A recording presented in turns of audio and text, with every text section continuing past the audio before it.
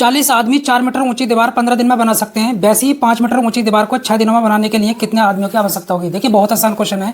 इसके लिए एक रामबाण फॉर्मूला है। क्या है वो फॉर्मूला? M1 D1 H1 नीचे है W1, okay, is equal to M2 D2 H2 W2। M से मतलब है नंबर ऑफ पीपल्स, वो बच्चे हो सकते हैं, आदमी हो सकते हैं, पुरुष मतलब, या फिर महिला हो सकती हैं। डी से मतलब है दिनों की संख्या, नंबर ऑफ डेज। एस से मतलब है घंटों की संख्या। डब्ल्यू का मतलब होता है वर्क, कार्य, जो भी आपको क्वेश्चन में दे रखा हो। चलिए क्वेश्चन करते हैं। 40 आदमी 4 मीटर ऊंची दीवार, W1 की वैल्यू 4, 15 दिन में, दिनों की संख्या कितनी है? 15, घंटों की संख्या नहीं है, छोड़ दो, इजिकल टू। आगे क्या कहता है? 5 मीटर ऊंची दीवार, W2 की वैल्यू कितनी है? 5। 5 मीटर ऊंची दीवार को 6 दिनों में बनवाने के लिए कितने आदमियों की आवश्यकता होगी? मैं कह देता हूँ M2 व्यक्तियों की आवश्यकता होगी, ओके, 6 दिनों में। चलिए M2 की वैल्यू निकालनी है। 3 से काटते हैं, 3 दूनी 6, यहाँ पर कितना आएगा? 5, और 2 से इसको काटते हैं 20, 4 से इसको काटते हैं 5, 5 पंजे 25, पंजे 125। तो देखिए 5 मीटर ऊंची दीवार को बनवाने के लिए 6 दिनों में 125 व्यक्तियों की आवश्यकता होगी।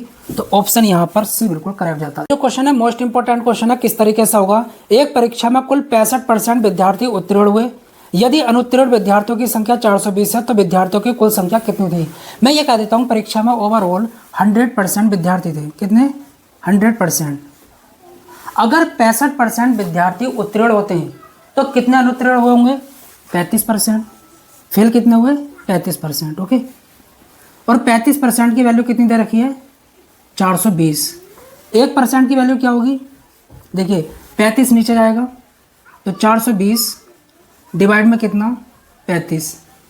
7 से काटो, 7 पंजे 35 और 7 छंग 42, 5 से काटो कितना? 12। तो ये कहता है कुल कितने विद्यार्थी थे। आपको जो है 100% की वैल्यू निकालनी है। अगर 1% की वैल्यू 12 है तो 100% की वैल्यू क्या होगी? 100 से गुणा कर दो दोनों तरफ, तो कितनी आएगी? 1200। तो कुल 1200 विद्यार्थी हैं।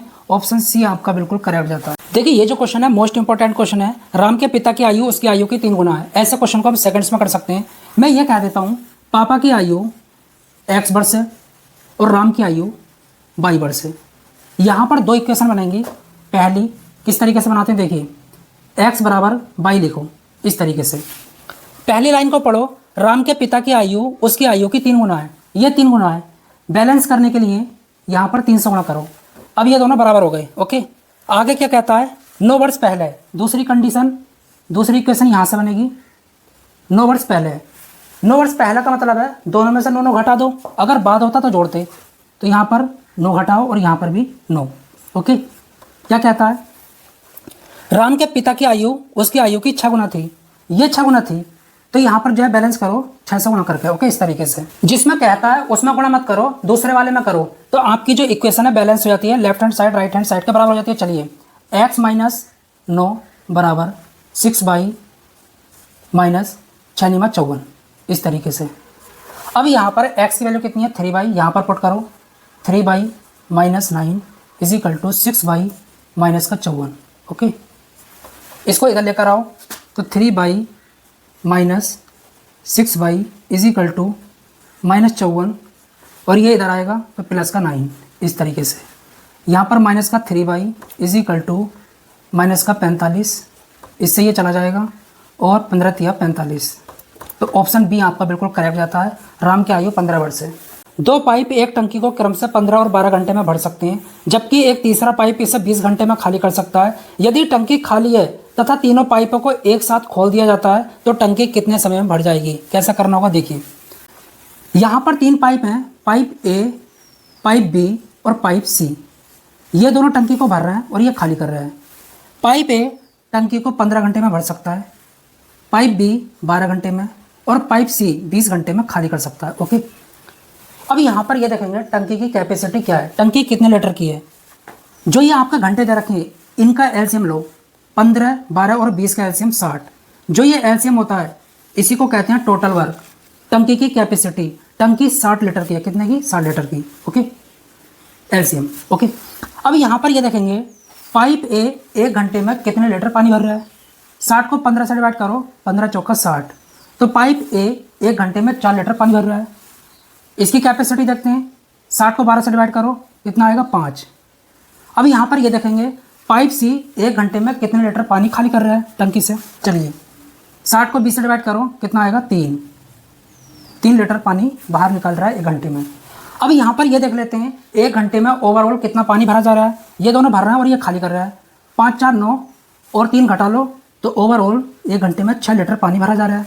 अब देखिए यहाँ पर कहता है अगर तीनों पाइपों को एक साथ खोल दिया जाता है तो कितने समय में टंकी भर जाएगी। तो एक फॉर्मूला होता है total work is equal to efficiency multiply time.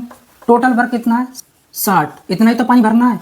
और 1 घंटे की कैपेसिटी क्या है, तीनों पाइपों को खोल दिया जाता है तो 6 और समय निकालना है। ओके, इस फॉर्मूले का यूज़ कर रहे हैं, कितना आ जाएगा 10 घंटे में टंकी भर जाएगी। तो ऑप्शन आपका यहाँ पर बी बिल्कुल करेक्ट जाता है। एक दिन का कितना प्रतिशत 4 घंटे बाद 30 मिनट होता है। देखिए बहुत आसान क्वेश्चन है। एक दिन में 24 घंटे होते हैं तो 24 को लिखो नीचे और 4 घंटे 30 मिनट का मतलब है 4.5। तो प्रतिशत बनाने के लिए 100 से गुणा। ओके, चलिए पॉइंट को हटाइए, नीचे 10, 0 से 0। अब ये किससे कटेगा 3 से, यह 8 और ये 15। ओके, फिर 2 से 4 और 5, 15 पंजे 75 बटे 4। ओके, चलिए 4 1 4, कितना आया 3, 4 8 32, बचा कितना 3 बटे 4, इतना प्रतिशत। ओके, तो 4 घंटे 30 मिनट एक दिन का 18 सही 3 बटे 4 प्रतिशत होगा। ऑप्शन ए आपका बिल्कुल करेक्ट जाता है।